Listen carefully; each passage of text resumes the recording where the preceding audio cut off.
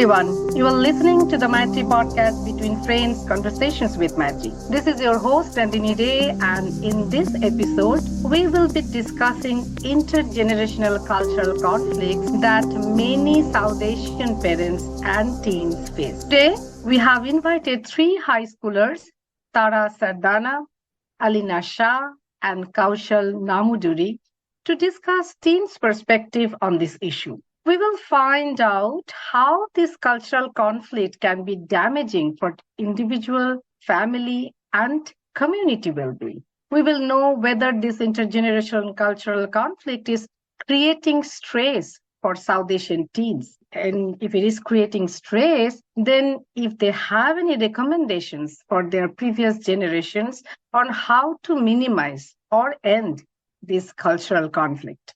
Tara, Alina, and Kaushal, it's so good to have you on our show today. But before we jump into our conversation, I would like you to introduce yourselves to our audience. Okay, hi everyone. My name is Tara. I'm a senior at Aragon High School in San Mateo, California, and I am a youth volunteer for May3, and I'm very excited to be on this podcast. My name is Kaushal Namuduri. I go to Aragon High School in San Mateo, and I enjoy playing baseball, and I'm excited to be here. Hi, my name is Alina Shah, and I go to San Mateo High School, and I'm a senior, and my hobbies include singing, and I love playing with my dog as well, and I'm very excited to be here to talk about this issue. Very good. So let's start our discussion, with a very simple warm-up question. What do you like and dislike about the South Asian culture and the Western culture? Who can start? So one thing about the South Asian culture that I appreciate myself is that we're a very united culture of people, and we really value generational success. So in that way, we push each other really hard. We're hard workers, and overall, we just kind of love to get together, have fun, and it's a very welcoming and warm culture. That's what I really appreciate about our culture for sure. And what you don't like? And what I don't like, that's a hard question, but I think my take on that is that it's a little difficult for kind of the kids of the culture to kind of get over these traditional barriers that, past generations kind of hold as a societal norm or expectation of these kids. And it's a lot of it's like a stubborn mentality. It's hard to grow out of that. And one thing that comes with that is that there's a lot of competition with each other about I think for the parents specifically, competition about whose kid got into what college and how and what major they are. So I think that says a lot about what we value, but in a way, I think it's a little limiting for the kids of our culture. So. And what you like and dislike about Western culture? Western culture is very accepting, and it's also it's very chill. There's less pressure on the children to kind of execute and give results. It's a chill atmosphere. But what I don't like about it is that you kind of have to be like everybody else to be accepted as well. So in a way, while it is accepting to other, cultures, it's also hard within the own culture because you do have to be like everyone else to be kind of what the norm is to be accepted and valued. So that's my take. Kaushal? Okay, I think this is an obvious one we can all say or agree on about South Asian culture is that the food is amazing. But also, one point is that I like that we're kind of taught to be super hardworking and taught to be try to be the best. But that's also something I don't like because when we're taught to be the best and sometimes that doesn't work out, we're kind of it feels like we're shamed sometimes and it makes us feel like we don't fit in, which I feel like can be an issue a lot of the times. Mm-hmm. And then Western culture, what I like, kind of like what Tara said, they are accepting, it's an accepting culture. There's a lot you can do. It's like the be anything kind of thing. But what I don't like is that don't really you kind of need to be like everyone else. Also, kind of like what Tara said, it's like no, not being different. Being different is like a good thing, but being excluded from certain things can, or like not participating in certain things can make you seem like a lesser person. Alina? Yeah, so I have to agree with Tara and Kaushal when, you say that coming from, South Asian culture, it's just, it's not like any other culture that I've ever seen in my life before. And this is, a talk I've had with my mom before too. It's so unique, and it's just its own colors. And I love that aspect of it. I think South Asian culture is absolutely beautiful in every single way. It's just, yeah, like the way I describe it to me is just colorful, and it's just, something that I'm so happy and so proud that I get to be a part of, and I really wouldn't have it any other way. But then again, the same thing is just that the, disadvantage of it is just how much stress that it kind of brings to teenagers, at least especially living in the Bay Area, which is just, such a competitive area. It gets to be too much. And obviously it's because our parents, who are, majority of them are immigrants, they've worked so hard that this is what they know. And, this last generation, the way that we work and the way that they work is so different, but they just, I feel like, are just very extreme, especially of the South Asian community, because again, so many immigrants came here and worked so hard to get where they are and provide what their kids needed. And because of that, it's just kind of like stressed onto the kids. You have to do well. And yeah, it's so hard when you feel like you don't fit in because you're not doing as good as, the next Indian kid in your school. And it's definitely it's a mentally tough process to go through. Yeah, speaking firsthand.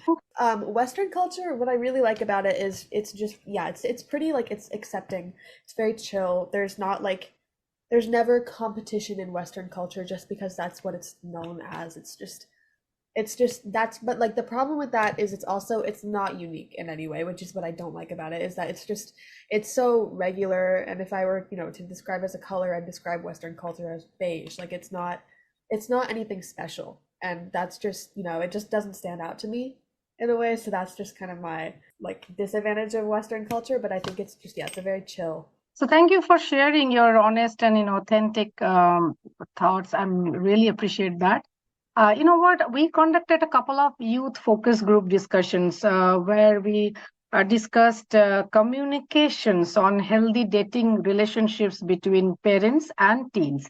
And many teen attendees shared that they face familial expectations and sometimes even coercion to follow traditional cultural norms that they feel unnecessary. So, like Tara, like all three of you said that the competition with other kids from the same community or kind of immigrants' parents' expectations. You are not saying it's right or wrong, but you are saying that probably they faced or they have life in a different ways. They had different experiences, so probably their expectations are different, and sometimes that your generation they feel it's unnecessary. And so what I'm hearing that you guys have to balance between two different cultural value systems. Like one is the cultural value system in your home, and another cultural value system that your peers, your classmates, your friends following. They between these value systems, I don't know how much stress it can create. So let's hear your thoughts on this. That do you think most South Asian teens in the US only have to balance between two different cultural value systems? If yes, then how are they balancing? So I will start with Alina. Yeah, so I do think that South Asian teens in the US always have to balance between two different cultural value systems, just because, again, like I said in the past, like in the last question, it talks a lot about just because our parents came here from such a different growing up, they kind of have different values in the house. This could be things of like religion or just whatever. It's so different from the Western cultural like the cultural settings and the values, because I mean I've spoken to like my friends who are, you know, their parents were born and raised in America, and it's so different, the things that we value versus what they value, whether it be academic or really anything. I always feel like I see Western like value systems to be just so, like I want to say again, very chill. Like it's not, there's, I don't know how I would word this, but it's just not, there's not the same amount of like stress in those value systems that there is in South Asian culture, or in the South Asian value systems. At least I can say so for my house. I can't obviously speak for every single South Asian family, but Yeah. that's just kind of how I see it. And then it's, you know, for South Asian teens to just kind of balance it out. It's just, usually it's just, I mean, the difference is how I act around my friends versus how I act around my parents. There's just, it's, I mean, I think that's quite obvious, but it's just, you know, there's such a big change in like how, you know, I react to things, how I respond to things. And a lot of the time when I go over to like my like white friend's house, it's just like the way they act with me is the way they act with their parents. And I'm just like, whoa, this is crazy. Like, you know, simple things like taking off my shoes in the house. It feels illegal to not take off, or to not take off my shoes in somebody's house. Or like just like the way that they speak to their parents, I just can't do that to my parents. Yeah, I think the point where that Alina brought up about how like being with like other friends completely, like the culture difference is like huge. Like if I'm at school, I'm a completely different person. Like at school or with friends or like even with other friends' parents, I'm a complete different person compared to at home. And my parents will like hear praise from other parents like about me, and then they'll question me and saying like, why don't you do that at home, kind of thing. So there's definitely a massive difference from how I talk to my parents compared to like other people's parents or just other adults, or how I communicate with people. I feel like there's a massive gap between Western culture and South Asian culture. And I think that's mostly because of the way our parents were raised. Like most are, like for me, example, I have immigrant parents who came from India. So they were raised as a different way, and they're like portraying the same way onto me, which I understand. But it's also so different from how people here are raised. So like the I feel like there's always gonna be a big divide and gap between how, I mean, at least the generation above me, like my parents' generation. I feel like for our generation, or like my older sister's generation, who's only like 22 or something, she understands both sides. And I think the way she like mentors me and talks to me, you can see how she pulls from both sides, her South Asian and like the Western culture, and like mixes together and keeps it like balanced. I also think that's something that parents now should try to like do and become more lenient and like feel like notice the cultural change and difference. Like actually, I'm thinking that when I was growing up, I, you know, was born and raised in India, and I didn't have to face any cultural clash actually, because whatever culture I had inside home was the exact the same culture outside home. But still, I remember that I used to act, you know, quite differently in front of my friends and my, you know, outside homes when I was with my friends, and when I was with my parents, behavior actually was not the same.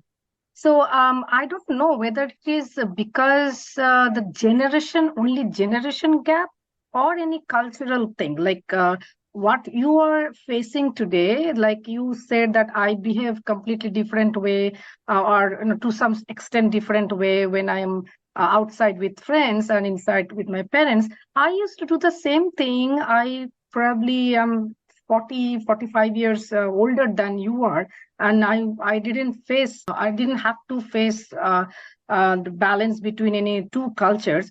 But the same thing, I don't know, I also faced. So that's why I am kind of sometimes clueless whether it is only a conflict between two generations, or you guys is a different layer of challenge that is I mean, balancing between two cultures. Yeah, I just wanted to add, just like responding to that, I agree that I think that part of the reason why we act so different from why, like, with our friends versus our parents is because of the level of respect we have for our parents versus our friend. I mean, obviously we respect our friends, but it's like what I'm saying is that like there's always going to be a divide there, no matter what the culture is, I think. But I think that it's more extreme in the sense that when I'm hanging out with friends, it's just like I feel like the way that, like, I mean, I guess the way that I act is just so different because I'm acting the way, I don't know how I'd put this into words, because it's just that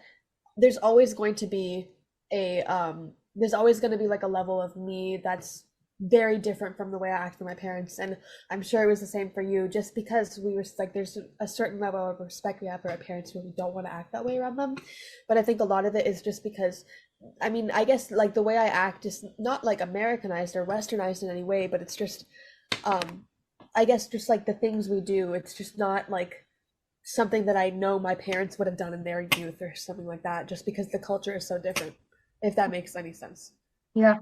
Maybe this is our culture, that we, whether we are in our home country or in a different country, we are it is the cultural learning that we have to behave certain way. It is the expectation, cultural expectations, that we have to behave in certain ways when we are interacting with our elders or with our family members or parents, and probably that's the perception many of us have. So my response is that I do believe that there is a sense of, two different cultures that, you know, Indians living in, or South Asians living in America do have to deal with. And one of my favorite examples is how South Asian teens, specifically women, like to wear crop tops when they go to school or when they go out and stuff like that. For me personally, I think for my family, it took them some time to be able to wrap their head around, me wearing the clothes that I want to wear to school and outside, versus, what I would wear, when I was a kid, or if I was going to like an interview or something. It's different. But the fact that, in American culture, wearing a crop top to school is very normalized. It's, everyone does it. But let's say, someone from India or, someone of South Asian culture was coming to school or American school, and they're seeing that, why are all, the females wearing crop tops? Like on one end, you're expected to, not wear a crop top or revealing clothes. But on the other side, it's like, if I don't wear it, then I'm probably not going to be as accepted because of the fact that it's so normal that like, it's almost an incentive to your status in school. Like if I'm wearing, let's see, like Skechers sneakers versus, Nike blazers, already it's like a predetermined kind of where you stand on the social status, and it's different because in both areas, it's just two different, expectations and two different outcomes. So I feel like for that's already immediately one kind of cultural difference.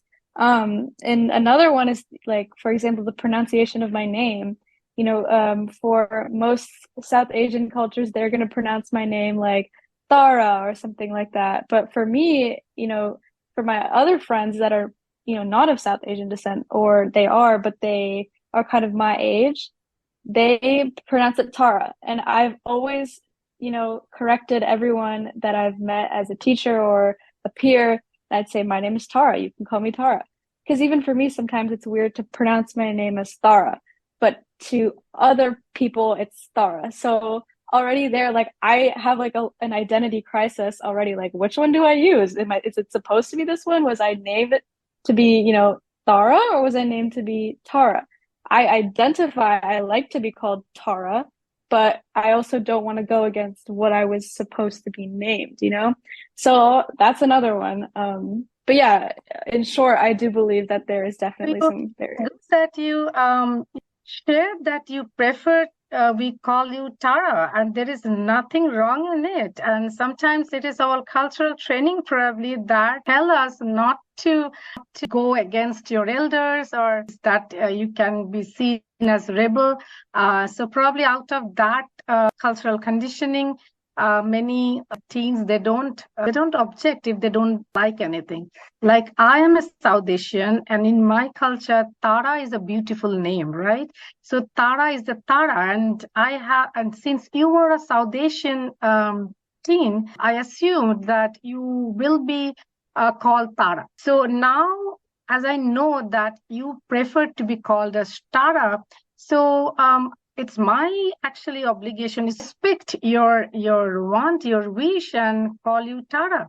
And there is no harm in it. So sometimes we forget to ask people if they want us to pronounce their name in a certain way, if they prefer any pronoun. Probably we are learning, but still a long way to go. And thanks for sharing that honest opinion. So what I'm hearing that, obviously your generation, you feel a lot of stress in balancing, like outside home, you are facing peer pressure where you want to be accepted by your peers, and you want to follow certain rules and regulations that your peers will approve or acknowledge.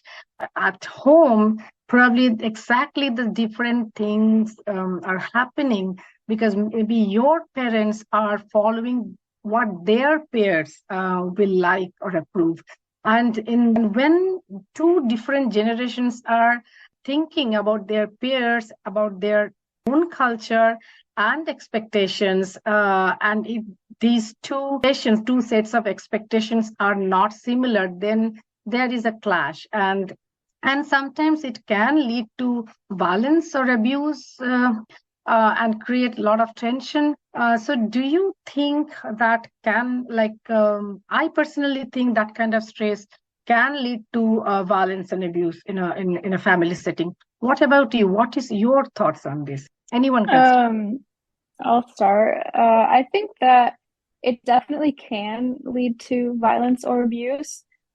Me personally, I've never really seen violence, but there have been times where I've seen kind of more verbal abuse than anything else.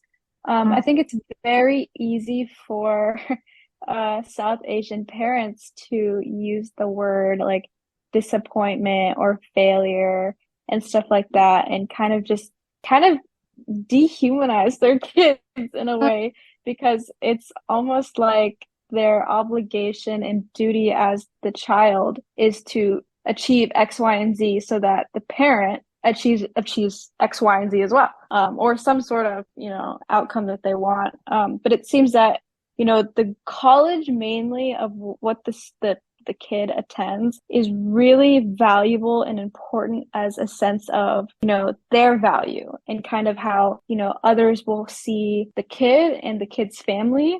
So in that, there's a lot of pressure, there's a lot of tension and stress for the child specifically to to deliver. And so I think violence would only come in that kind of passion of I need to achieve this, I need to get this, I need to get that. So the child is maybe it can lead to violence, or mainly I've just seen forms of verbal abuse, but I think that's also because we're in America, so it's it's really not normalized or okay to abuse a child, or the other way around. That's not normal here. But I have had my parents will always say, like, oh, in India, if we got a question wrong, like our teacher would take a ruler and slap our wrist, like that. It's normal over there to maybe be a little violent, I don't know, and kind of disciplining your kids. But I think in America, it's less likely because of the fact that it's very much looked down upon. But I do think, there are slips of, verbal abuse and stuff like that. So Exactly. I have two teenage boys, and one of them is going to college this year. And we always have open communication on several issues. I actually was asking him that what is his opinion on this issue, and he was telling me the same thing. He said that many families, they're kind of ashamed if their kids are not going to Ivy Leagues, or but every kid is different. They are unique. Like maybe they are not very academically, some of them, they're not very academically strong. Maybe they have some different qualities. But South Asian parents, many parents, they kind of ignore other qualities and they focus on academic achievements all the time. And I actually believe that whatever your generation are facing, we sometimes don't even understand or acknowledge because we are not in your shoes. So it's really, really important to have this kind of conversation, open conversations, so that my generation, your parents' generation can understand that where is the gap and if we can do anything to bridge that gap. Thank you for sharing. And anyone else want to share anything on this question? I think a lot of the points that Tara mentioned are definitely present, like the college thing. I think that's a big one where they might not admit it, but I know they feel it, where they want their kid to be able to go to like the highest name college possible to kind of like show it off, I guess, kind of like to other, like kind of like flex it. And it kind of reminded me of a conversation when my sister was going through college apps where I don't remember which college they were talking about. Dad hadn't heard of it, so he just immediately assumed it was a bad college because he hadn't heard of it, which I think is, I don't want to say wrong, just a weird way to think about it, because even if it's like a great school where you can have a great education, if they hadn't heard of it or if they think other people haven't heard of it, it's not something they can like put out in the world and be proud of. They aren't as accepting of it because obviously they worked hard to get here. They want you to be able to work hard, achieve, and get to that place too, which makes sense. There's also still on the college talk, there's so many different colleges that can provide you with a really good education, which is what you need in college. That's what you go to college for. So I feel like focusing on whether it has a good name or like it's something you've heard of or something that's like really, really good, even if it's not like your major, going there for your major doesn't make sense, but everyone knows it and it's a good school, rather than going somewhere where like you'd feel happy or like you feel like you'd fit in. And that's definitely soon, once like college apps keep rolling, I feel like that'll definitely be like some sort of argument in my household about where I want to like actually end up going. So people will say it's a huge theme in our community, and like there's a common phrase among the South Asian community, "Log kya kahenge?" So what will people say? Which has become the punchline of comedian Hassan Mina's jokes. Like the idea is that South Asian individual should prioritize the feelings of society and families over their own. Like again, it's a kind of peer pressure, like what my peer will think of me. So that is, Tara, you said that if I do certain things, follow certain rules, my peer will accept me, or peer will feel that I am one of them. So that kind of peer pressure is also faced by my generation. I'm not saying this is wrong, this is right. I'm saying that in a way, all of us put a lot of emphasis on what other people will think of. I think it's important to highlight the sense of how South Asian parents feel that it's their duty and their obligation to uphold a certain image of themselves and their family in order to be accepted by other people. I've heard, in the past, like, South Asian parents have said, American culture is just like, why do you need to be accepted all the time? Why do you have to try so hard for your friends to like you? Why do you have to try to, get into parties? Why do you have to try to, go to or have like the nicest homecoming dress or something? Like there's always some sort of judgment from the outside party, which is South Asian parents, about Western culture and how their kids grow up in it. But it's kind of contradictory because, they care so much about upholding an image of themselves to other people that it's almost as if they can't see that it's literally the same thing. It's just in different bodies and different lives. So I feel like because of the fact that they have so much drive to uphold this image, like it's almost like a sense of what they need to do in life, what they need to accomplish by the time they die. My child got into Cornell or Princeton. That's all that matters. And they're going to be rich. They're going to, run a business. They're going to take care of my friends and family later on because my kids and my family are just so impressive. So I think that there's an issue in that because it already kind of just ruins the relationship between the child and the parent because of the fact that there is, one uncommon goal. It's not a common goal. So I think it says a lot about, the culture and exposes its kind of weaknesses. So I think that's one thing people should definitely pay attention to. Yeah, sure. And Alina, do you want to add anything else? I have to say, I think they covered this topic pretty well, so I don't really have much else to add on to it. I mean, I completely understand what you are saying because I did a couple of podcast and panel discussions with youth, and many times I've shared that due to the fear of society and the shame that they believe that they would bring to their families, due to the fear of society. And many times teens are forced to hide their real feelings and their authentic selves. Like one youth, I remember, she came to our podcast and she told us that homosexuality is a taboo topic in our culture, and many parents, family members, they don't accept that their children, if they don't follow traditional gender norms. And as she didn't follow that, her parents actually didn't accept her, and so a lot of tension in the relationship. For example, mental health, another thing. Mental health is ignored in our South Asian culture, in our community. And we have done a couple of panels, podcasts with high school and college students.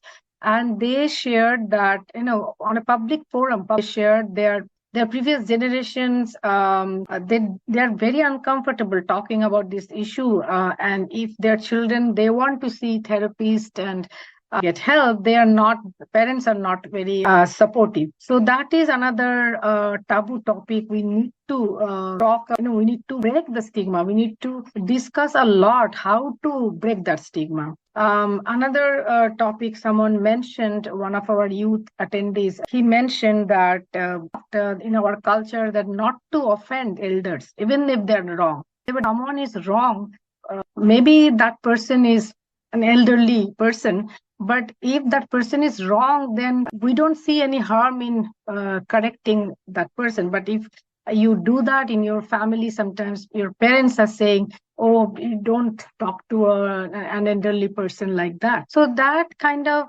maybe wrong training, wrong cultural training, because of this reason that we see many kids, if they are sexually molested by a family member, and if they are talking about this issue, then many times parents are saying that don't talk about this issue, don't say anything about this, and they're not supported.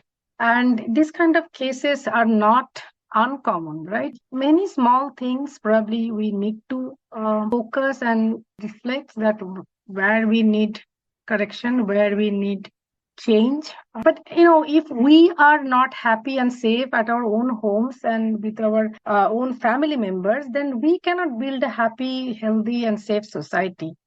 So it is all family members' responsibility. It is all our responsibility to make our home safe first for everyone, for every family members, and then with safe homes, we can have safe society. And in our work with survivors of family violence, we have noticed that oppressive and harmful gender norms and cultural expectations can damage individual well-being, human dignity, and human relationships. Relationships between family members, relationship between two generations. So it's really crucial to have multiple discussions to identify those harmful expectation norms, create some actions that can eliminate those oppressive expectations and stress that actually is harmful for all of us. So I'm glad that you are here, you are having this conversation, you are sharing your thoughts. So my last question is, do you have any recommendations on how both generations, like my generation and your generations, all of us can take responsibilities to maintain respectful and healthy relationships at home. Well, first and foremost is actually being willing to talk about stuff like that. I've seen a lot of examples of, I had a couple of friends talk to me about this too, where they will try to mention stuff like this and talk to their parents about it, but it gets like brushed off, or they say, "Oh, I don't want to talk about this right now," or "We'll talk about this later." And it's never brought up again, or they'll like just try to avoid it. So, I mean, if both parties are willing to finally talk about it, it would 100%, obviously it'd help in getting an actual conversation out of it instead of it turning into an argument or blaming each other for different things. And yeah. Yeah.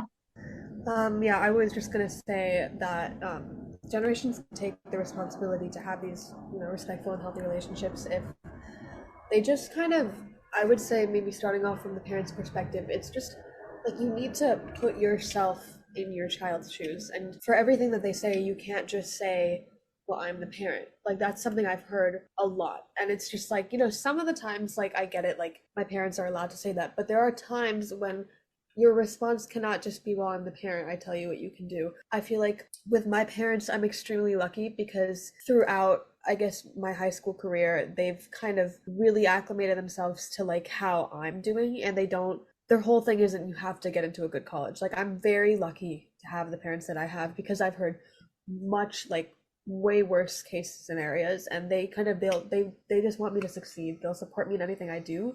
But it's it's also what I did to get here, and it's just it's a bunch of just, you have to sit down and talk, and you can't just deflect, which is one thing that I know a lot of parents do. You can't just, whenever you're given criticism, just take it, but don't like just be like okay and then not do anything about it, which is, it's just like, it's so hard for at least South Asian teens to just try to even express themselves to their parents because we're just so afraid of the rejection that they'll give us, and that shouldn't be the case, and that's never the case in my house. And I wish that all of these houses could see the way that my parents act. Like I'm using them as an example because through this kind of like South Asian like cultural difference, they have been absolutely like, they've been like a great example of like kind of what I'd want to see. I mean, obviously there are always going to be flaws, but at least I there needs to be really good communication, and you can't just use the excuse of being a parent every time, and you can't just use the excuse of having authority, because I mean we're children, but we're growing up, we're becoming adults, and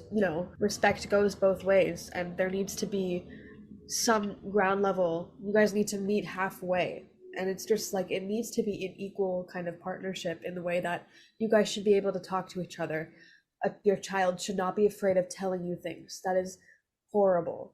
That is you never want to have sort of like something like that. Yeah. Tara?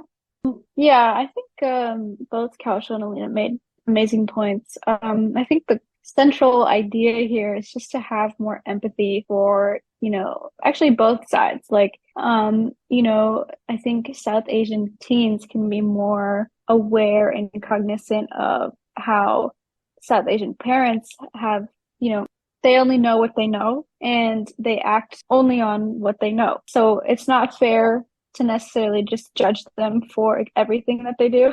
But I also think it's not fair to not acknowledge, both sides. Like even I think more specifically for parents, it's important for them to understand their child's behavior, what their personality is like. And that kind of, the job as the parent is not for them to create an already, predetermined life path for their child. It's to, be their kind of training wheels for them to be able to, live the way that they live themselves.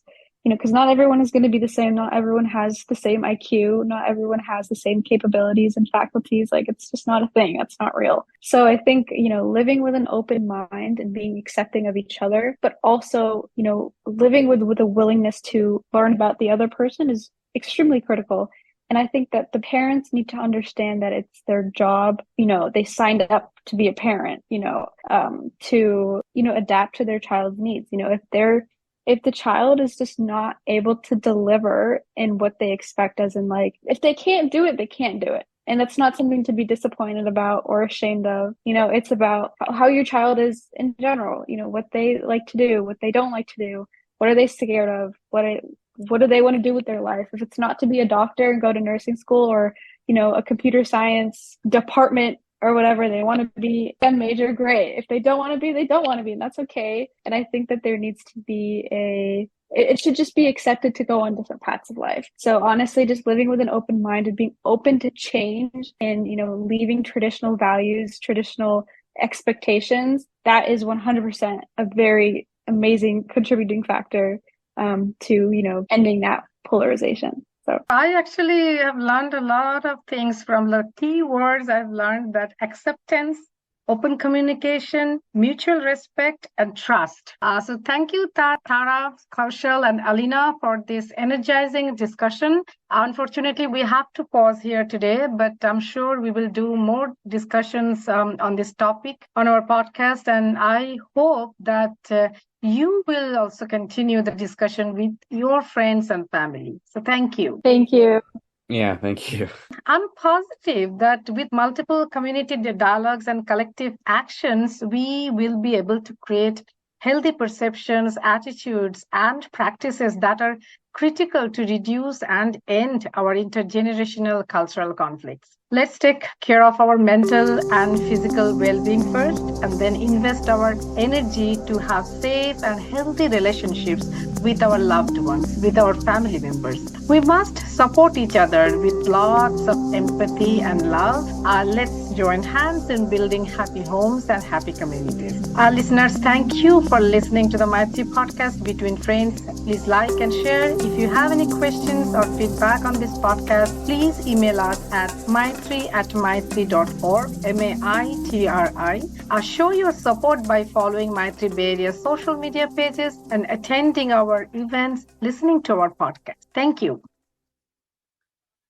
Maitri is a free, confidential, non-profit organization based in the San Francisco Bay Area that helps families and individuals facing domestic violence. Don't suffer in silence. Call Maitri Helpline 1-888-8-MAITRI, MAITRI. Visit our website, maitri.org. This show is for informational purposes only and is not to be construed as legal advice. Always consult an attorney for legal advice. Views expressed by guests of the radio show are individual opinions and not endorsed by Maitri. This project was made possible by funding provided by Santa Clara County Office of Gender-Based Violence Prevention.